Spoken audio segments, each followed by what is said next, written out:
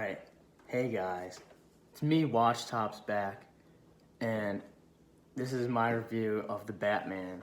So there are spoilers, so if you haven't seen the movie yet, watch it. It's great. So, where to start? This is such a great movie.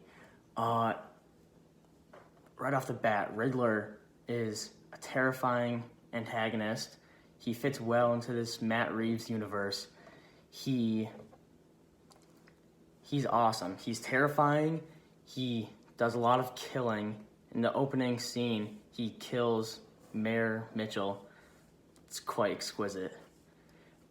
Next, the fight scene at the train station with Batman and the goons, the thugs.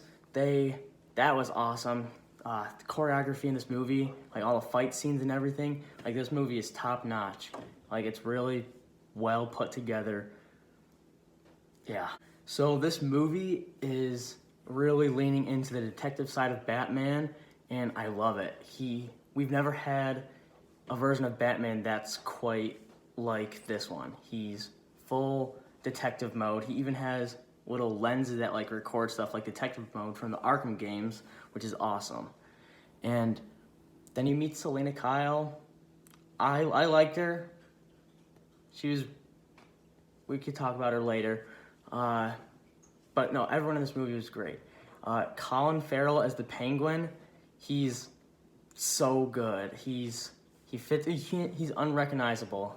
You can't tell with all the prosthetics on his face. He looks amazing. Jim Gordon, played by Jeffrey Wright, is also really good. His friendship, we'll call it, with Batman is so good. I think it's better than Gary Oldman and Christian Bale, personally. I like this Gordon a little better. And Robert Pattinson as Batman he's my favorite Batman, guys. He just looks like Bruce Wayne.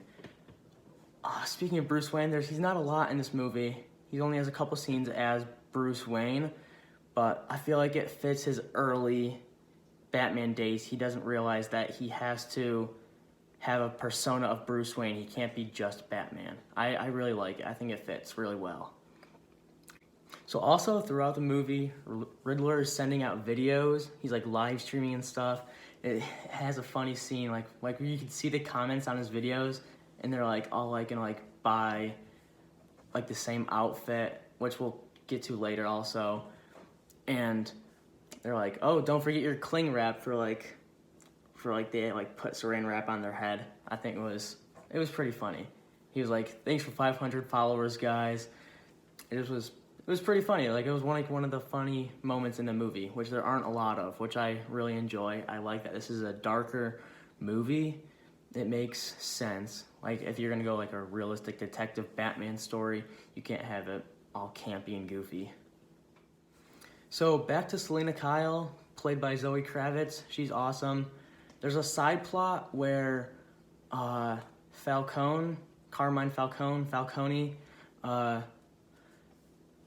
kills her friend, which I felt like that wasn't necessary, but led to her trying to kill him, and he's also her father, so I felt like that was unnecessary. I don't think they needed to do that, but whatever. The Riddler ends up killing Falcone, which I was a little bummed. I like his character in the comics and stuff, but yeah, whatever. So another thing I forgot to mention, the score of this movie, every single time the Batman's theme is on screen, it's perfect. The Riddler has a classical music theme. I really enjoy it. Catwoman's theme, it's really light and woo, Catwoman, the character. I think it's awesome. Also, I forgot to mention the Batmobile. The Batmobile is my favorite Batmobile ever. it's like a character of its own. It's like terrifying. The first time like you see it in action, there's a chase with the Penguin. It's, oh my God, it's so good. So the Riddler ends up getting caught. You can see that in the trailer. He gets like arrested, and he goes to Arkham, and Batman talks to him. And he's like, "What have you done?" Or, "What have you done? What have you done?" I like Pattinson's voice. It's not quite like Christian Bale. Like, "Where are they?" I feel like it's not cheesy. I like it, and he reveals to Batman that he planted, or there's some, he like goes back to the Riddler's apartment, and there's like he like finds out that there's bombs placed around the city, and like the seawall closes in. And they're like really weak seawalls apparently, because there's only like 7 bombs, and like it floods the entire city. I don't know why they needed to do that. And there's like, so like I said, the Riddler's like fellow orphans, like he was an orphan at Wayne Manor, and his fellow orphans dressed up as like Riddler people, like with the same mask and stuff, and they like shot the new mayor and stuff. And I feel like the runtime was 3 hours, and it didn't feel like 3 hours until like the very end, like the finale. You could really tell that it was kind of like dragging out a little bit, which like I think it's all right. Like finale, Batman gets like knocked down and like shot, and he's like about to pass out, but then he has like this little vial of like green serum. I've heard some theories that it's like Bane's venom that like he injects in himself, and he gets like angry, so people think that. I think it's just adrenaline because it makes the most sense. It would be cool if they did Bane though in this universe. And then like he beats up the Riddler's guys and stuff. And then like he saves all like the people from the water, which was pretty cool. Oh, but the Riddler's thug, like when they were dressing up, the policeman, I think it was Jim Gordon, he was like, "Who are you?" And then the goon was like, "I'm Vengeance," which is what Batman says. And by the end of the movie, he realizes that he has to change his cause from like being like the vengeful knight to like being like a symbol of hope for Gotham. And I really like that character arc for Batman. It makes sense that he's not gonna like stay like the brooding. Well, he will still be brooding probably, but not like hating everyone as much, I would assume. And at the end, it shows Riddler in Arkham, and he's like, "No, my plan didn't work."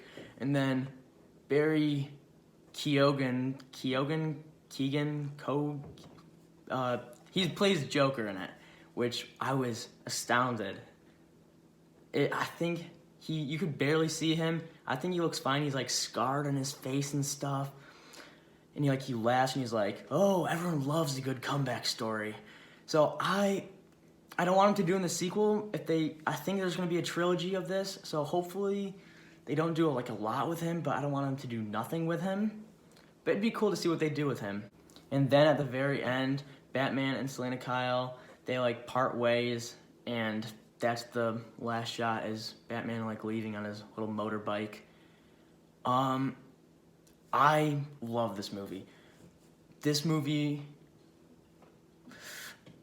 it's a better Batman story than The Dark Knight. Like, if you like replace the characters in The Dark Knight with like random people, I feel like it could still work. But this one, you could tell that it's like a Batman story. Batman is in almost every single scene of this movie, and he looks good every single time. I don't feel like having it compare to like The Dark Knight. I feel like they're basically like, I feel like sometimes they're better than the others.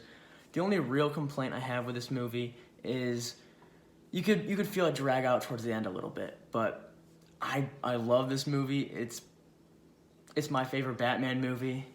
And I think that's all I have to say.